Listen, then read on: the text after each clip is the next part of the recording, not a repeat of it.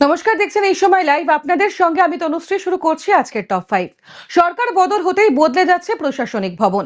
25শে বৈশাখ বাংলার নতুন মুখ্যমন্ত্রী শপথ নেবেন। ব্রিগেড প্যারেড গ্রাউন্ডে হবে শপথ গ্রহণ অনুষ্ঠান। নবান্নে নয়, মহাকরণে হতে চলেছে বিজেপি সরকারের প্রশাসনিক ভবন।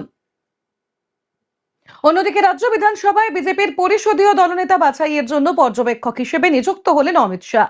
সহকারী পর্যবেক্ষক হলেন ওড়িশার মুখ্যমন্ত্রী মোহন চরণ মাঝি।